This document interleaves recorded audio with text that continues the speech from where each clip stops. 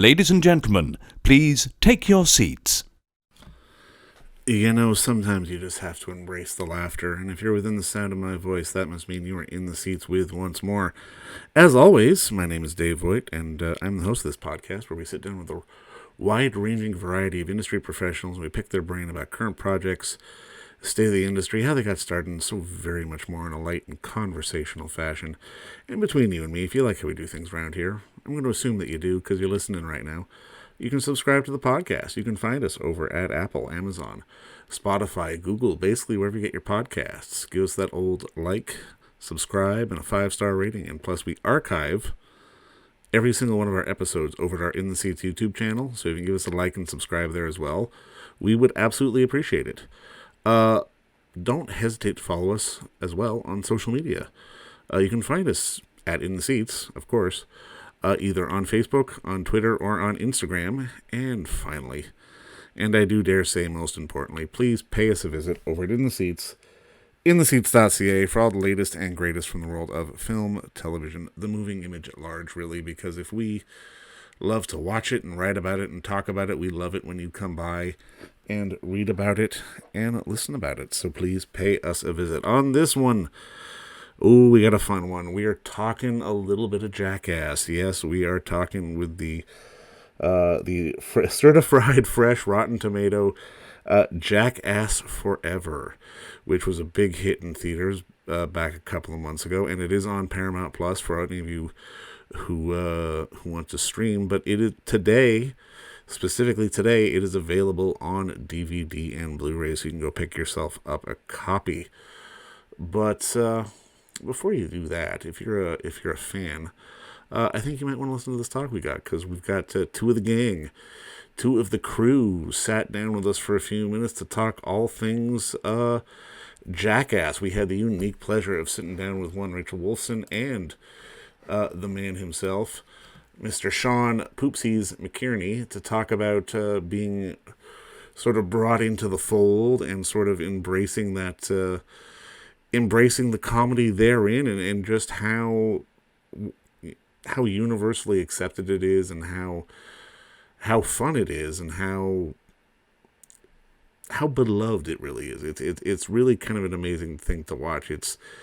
You wouldn't think 90 minutes of guys getting kicked in the junk is endearing, but it actually kind of is, and it's a lot of fun to watch. But like I said, check it out either on DVD and Blu-ray today at your favorite retailer, or via digital, or stream it on Paramount Plus, or like I said, go pick yourself up a copy. But first, enjoy our talk with Sean and Rachel, because between you and me, it's a pretty good one. All right. Well, Rachel, Sean, just first off, just thank you so much for the time today. I really appreciate you guys coming on. Of course. Yeah. Stoked to be on the show. Now, first off, I will admit I was a bit of a Jackass virgin going into this, but I'm hooked. I love it. I guess my first question for both of you is, like, walk me through how Johnny sort of sent up the bat signal to recruit you both to sort of take part in the madness. I noticed one day that Knoxville was liking a bunch of my jokes and posts on Instagram.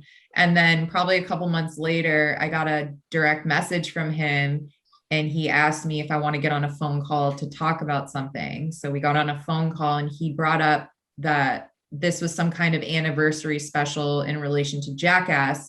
And is this something I would be interested in? And I was like, obviously. And so he had me come in for a meeting with him and Jeff Tremaine. And it was like the quickest meeting ever, because we're all so bad at meetings and have ADHD. And it was just like, hey, we're shooting another Jackass movie. That's when they revealed that it was actually the movie. And would I want to come play with them? And I was like, are you serious? Of course. So, yeah. And then we did a test shoot, and they kept having me come back. Sean, what about you? So I met Trip Taylor, one of the producers for Jackass, when I was 16. And I was doing some stuff in Hawaii for Red Bull Media, and I was like a star of a web series. And then they're looking for new talent. Trip texted me, they're looking for new talent. And he pitched my name, and they're like, Poopies? I don't know about that. And then we had a Skype call. I had a Skype call in Hawaii, and they flew me out to LA and did a test shoot, and it was just on. the chemistry was there. I love it, man. I love it. And I mean, it's one of those things. I mean, as I was watching, I mean, I cringed obviously, but I mean, the hilarity is so simple, but it's so genius at the same time. I mean, and I'm kind of curious as you guys were being approached and sort of taking part in various skits, like for example, The Quiet Game, like, was there anything where you guys were like, yeah, fuck that, I'm not doing it? I said yes to everything they asked. I told myself I wasn't going to say no. And just trust that I'm going to trust yourself. Yeah.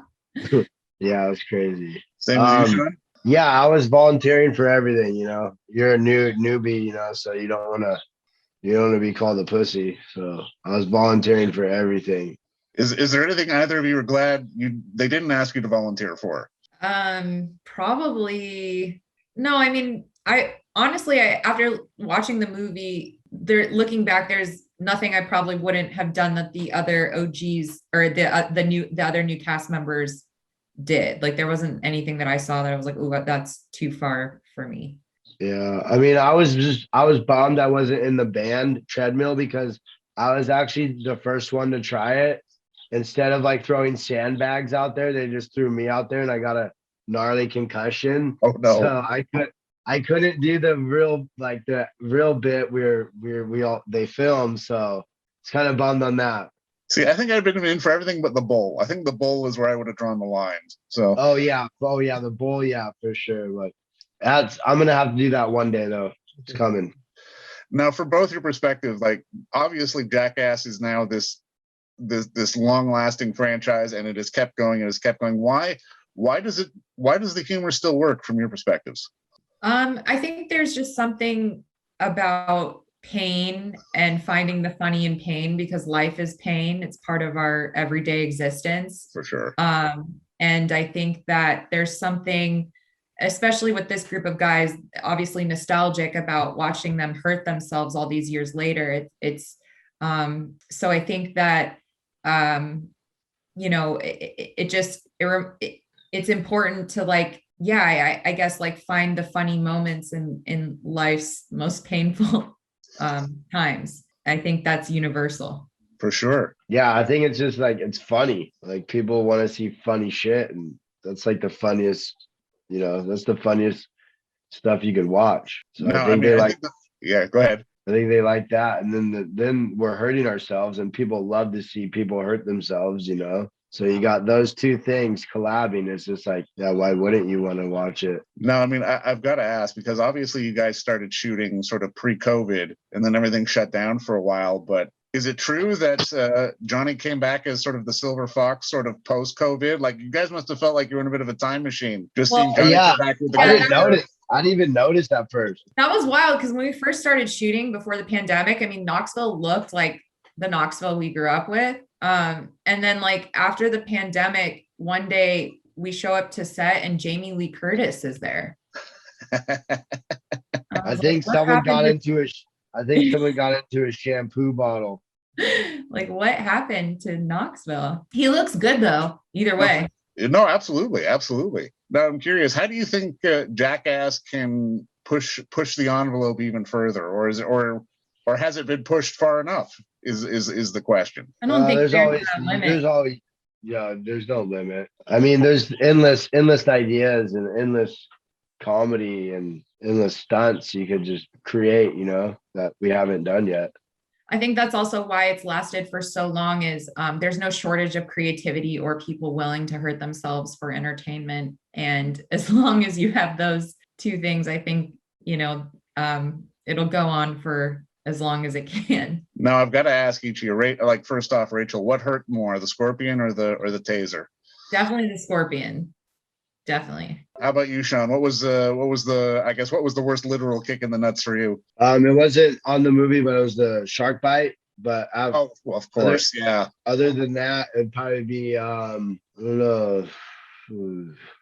Was Dum Dum Game? Did that hurt? That's what I was gonna say. Dum Dum Game hurt, but the snake bite was more scarier for sure. I mean, at the end of the day, like how have you found the fan reactions to sort of you guys now joining the crew and just sort of, it seems again that Jackass, it seems like the franchise has new life again, just especially with you guys being on board. How has the fan reaction been for you both? Good. It's really cool. Like I've been getting a lot of really positive messages. I think Poopies has too. I've been getting a lot of messages from women who are just stoked to see a girl in Jackass being represented. And for me, that means so much that that people have kind of accepted us and saw what the OGs saw in us. So that's been really cool. Yeah, the fans have been great. They're just everyone. It's all good love. It's all love. They're all like, everyone's just psyched to see the new generation, and yeah, they love to see us in the movie. It's great.